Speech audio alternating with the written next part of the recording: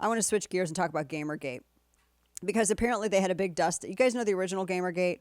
Basically, it was chicks who wanted to pose as gamers and wrote crappy games were trying to like peddle influence and relations to get positive reviews in the press. That's pretty much how it went. I think that's an accurate representation, right?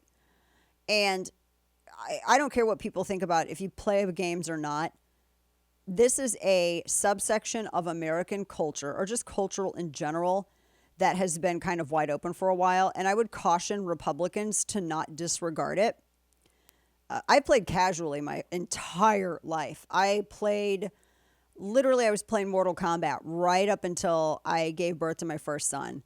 And I started with Duck Hunt. I played Doom. I used to be a PC player, and then consoles got real popular, and I have an Xbox now. And I play casually now. My kids have got me into certain things. And I enjoy it. It's fun. You know, everybody's got a hobby. Everybody's got, it's a lot of fun. But I think that there is, I'm of two minds of it. I don't want the politicization of it because I like the escape from it. But at the same time, I also think that Republicans shouldn't disregard it as a great way for voter outreach and maybe speak in a more educated fashion when you're talking about games and the gaming community. Because there are some people who are on the right who act like video games are bad. Whenever I see people run down video games and say, oh, they're violent and they lead to violent things, you are literally using the exact gun control argument that the left uses. Just switch out the variable. And that's ultimately what it is. You're switching out variables.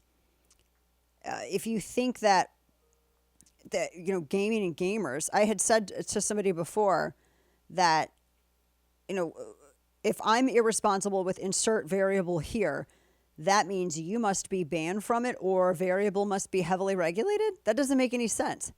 So to this point, I wanted to bring this up because this is now the administration.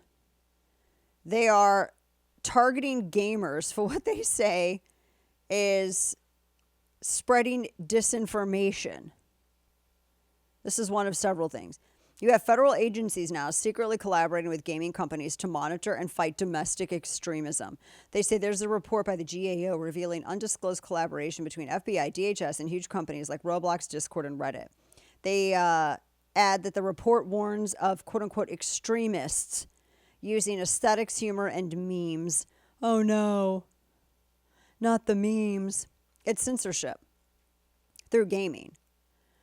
And they have been deliberately targeting gaming sites for censorship to stop average everyday citizens from forming interpretations of the world that differ from mainstream sources. This is the United States government using our tax dollars to stop people from disagreeing with what they see in the media. Twitchy has a great collection of all these screenshots. They say, I'm looking at, it's page 37 on the Disinformation Primer. They say, quote, understanding alternative media spaces, which is how they classify gaming, because you have gaming lobbies and you can have chat during gaming and all of this stuff.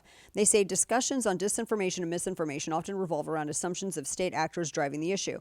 However, problematic information more regularly originates from networks of alternative sites and anonymous individuals who've created their own alt media online spaces. And they get into Reddit, Discord, 4chan, and gaming sites.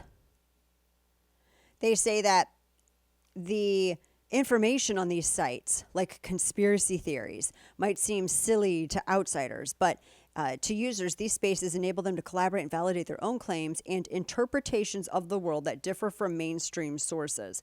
With this, individuals contribute their own research to the larger discussion, collectively reviewing and validating each other to create a populist expertise that justifies, shapes, and supports their alternative beliefs. That's what the media wants to happen on the left, and they get mad that there is a challenge from someone using the same tactics, either independently or on the right.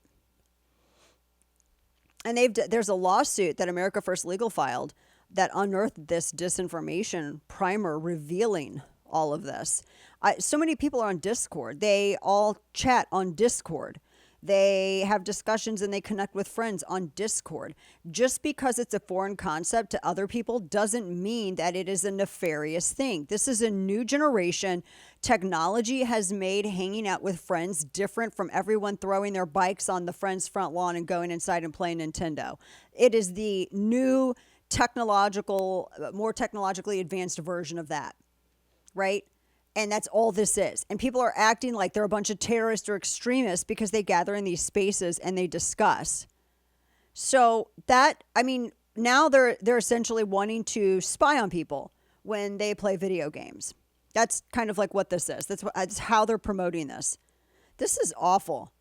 This is, and they always act like, oh, it's a bunch of white guys. Not just white guys play games. I guess people don't realize this.